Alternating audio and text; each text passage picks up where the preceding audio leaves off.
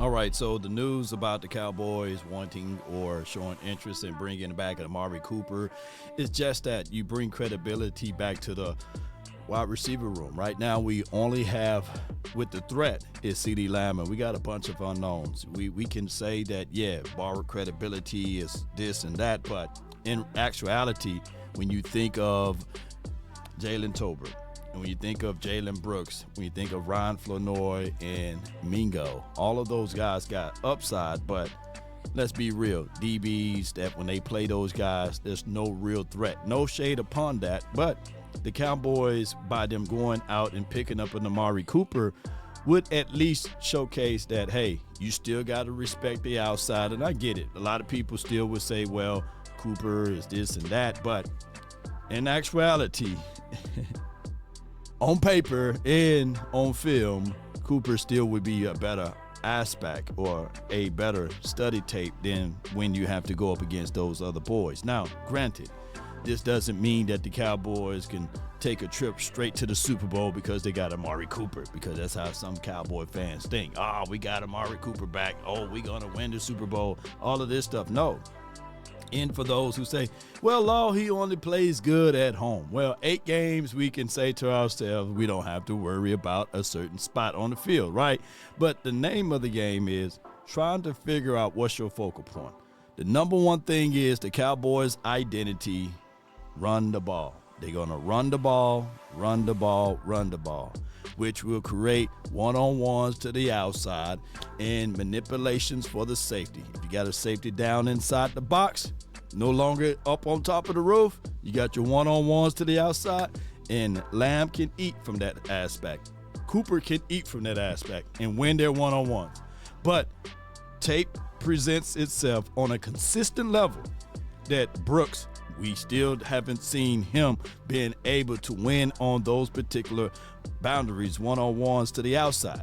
And we all know that Tolbert, he's hot and cold. He's not even in between. Some games you'll see that with Tolbert, hey, wow, that was nice. But then and within the same game, within the same series, you see, hey, what was that, right? So Tolbert game is very inconsistent within the confines of the game. And Mingo, we just don't know, right? Mingo can go into this camp and show up and show out, and everybody's saying, man, boy, we got a diamond in the rough with Mingo. But it is better to have it than to not have it, right? Than to need it and not have it, right? So, or it's a better way to say it, it's better to be prepared for an opportunity and not have one than to have the opportunity and not be prepared. So if the Cowboys can be prepared with Amari Cooper, CeeDee Lamb, and then you give these guys their right position. What you saying, Law? Well, Tolbert, Brooks, Mingo, all of those boys are solid number 3s and 4s. That's the thing. They are solid 3s and 4s. They are not 2s nor 1s. So it will fit right on in to have a solid number 2, who was formerly a number 1 out of Amari Cooper, because he'll be a solid number 2. And one can argue, who knows, if he comes back with a mindset all straightened together within the confines of this system, then he may just be a 1B, right? And your 1A is C. Dangerous Lamb. Now, we talk about Trayshawn Holden and Joshua Kelly and all of those. Yeah, they undrafted for a reason. And we can go down the long line about, hey, bring in Isaiah Bond. But in actuality, the Dallas Cowboys, we are in good shape if we bring in an Amari Cooper. Now, granted, there will be people that will bring up some old news about the reason why he wasn't able to be here. I got some audio from 105.3 The Fan on the aspect of the Cowboys not wanting to bring back Amari Cooper due to the coaching thing. But just to be fair with everything, Cowboy Nation, just to be fair with everything, I truly believe that part in that conversation was due to the fact that you can't fool everybody, right? And shout out to Brandon Laurie. He does a great job of capturing clips and stuff like that so that we can recall the recall game. But, it is wild to say that Amari Cooper shouldn't be here because we got the guys that's already here. No, you just don't do it that way, Cowboy Nation. Let me see if I can find the audio. Appreciate everybody for jumping in.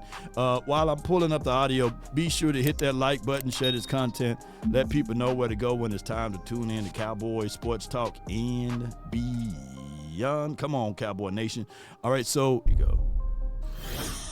That season, the 21 season, Mike McCarthy really sours on Amari Cooper. And I think he felt like Amari Cooper was probably definitely, he felt like Amari Cooper was one of the bad apples who was spoiling the locker room for him. That he felt like Cooper and a couple other players who I've heard names, but not consistently enough to comfortably say. I've heard consistently Cooper was one that he thought was spoiling the locker for him. In what regard? What way? Because we just hear, free thinker, there's the COVID aspect. It was practicing. And Mike McCarthy was very frustrated that he would never practice. That was something that irritated him, that he'd show up for game day, but he wouldn't practice necessarily because of bumps and bruises and different things like that. The Cooper thing, it wasn't like there was, hey, I've caught. Let's pause it right here. So Mike McCarthy didn't like Amari Cooper because he didn't practice, and this is what Bobby Belt is alluding to. So he was pretty much, quote unquote, cancer in the locker room. Some people said that he questioned the way the wide receiver coach would try to dial up a few things. Now, granted, as time done passed by, sometimes your questioning be in line with what's going on. You can't fool a veteran, right, who knows and understand the concepts. So when you have the ability to question a situation, then that changes the situation, right? You talking about this, or I've heard you talking about this. He just knew that he had natural tension with Amari, as a lot of people did, because Amari's a really smart guy and it's like, you need to explain the logic to me of everything. Yes. And a lot of people view that as defiance. And it caused him issues with Sanjay Law, the old receivers coach, that way. Show your work. And then somebody said, I don't know how I got the answer. Well, you don't know what you're doing. That is what Amari Cooper was doing to the wide receiver coach, and possibly Mike McCarthy. When you challenge the very much so thing that's supposed to be in leadership, and if they doing it on the fly, or if they don't have a concrete idea, it is better for them to say, hey, get rid of that smart. He too smart. I can't fool this person. And we've seen that our offensive dial-up or our offensive game plan was very archaic, right? And at some point, what was our strategy? What was our scheme? What did we do to take away the other team's strength to make it turn into weaknesses? We had one thing that we did: spread them out, throw the ball all over the field. We didn't have a clear identity. So Amari Cooper challenged that. Sanjay Law. And that was a tense point. In fact, in 2019, when he played those 3 snaps against the Jets and went out, that was a big problem for the Cowboys, where they were like, your relationship with your receivers coach can't be so bad that there's a lack of communication to even tell us how hurt you are, or to how much this is bugging you. That's a problem. Which they're right. That they couldn't get to that point. But Mike McCarthy, I think, always felt like Amari Cooper was part of things that would leak out about people being upset. And so because that a lot of times there wasn't anything that definitively pointed that. It was an assumption. He just assumed that was one of the people that was really stirring things up for him. And so he just assumed. Ooh, wait, hey, that assumes and that assumptions, boy, you become the first 3 letters of those. That feedback, that critical feedback of Amari Cooper to the front office about his practice habits, about other, how much does he care, that carried over to, I think, the front office, and that influenced their opinions on him, to where when they traded Amari Cooper, there were a lot of people in the locker room who felt like this is Mike, not necessarily pulling the trigger, but Mike is the one who was in their ear that led to them doing this.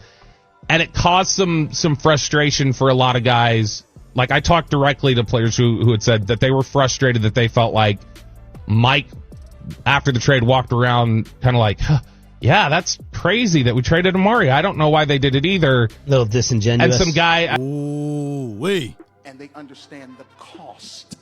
They were mad. And then you getting rid of our guy and you send him over to Siberia? Oh, my goodness. Oh, my goodness. See, that's the problem. When you have a person that's pretty much the leader of your team, the coach, get rid of one of your better players of the team, right? And the next year, we do go back 12-5, but the problem is I'm trying to tell people, Cowboy fans, that every time we have a successful year and we go to the postseason and lose, instead of building upon that success, right?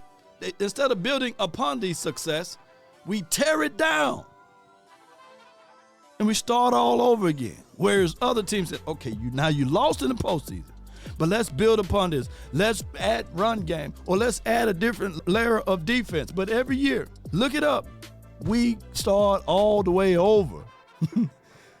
Every single season, you pull it up, the Cowboys, the very next season, after success, instead of the building upon it, we tear it down. Oh my goodness.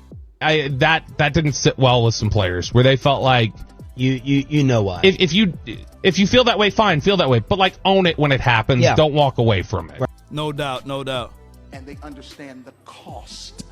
They did. And when you start to talk about those things, that's why I said, man, and a third of the fan base be agreeing. That was making me so mad.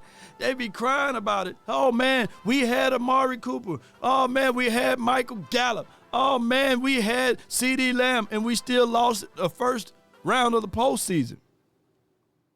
That wasn't time to tear it down. That was the time to build it up.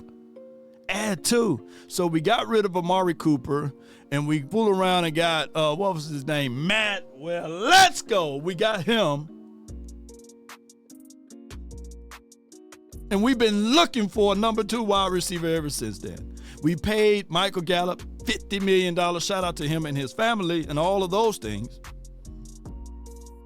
But ever since then, we still been looking for a number 2 wide receiver. Ain't that something? So now he's available now. Man, let's do the right thing like Spike Lee. Bring him in for a cup of coffee, Cowboy Nation. Let me know of your thoughts. Let me know how y'all feel. But that would be a great thing to do, is to bring him in and at least see what he got. Now, no offense to Mingo and Brooks and Tolbert, but we need some help in the wide receiver room. And even when we bring in Amari Cooper, I would not stop looking there.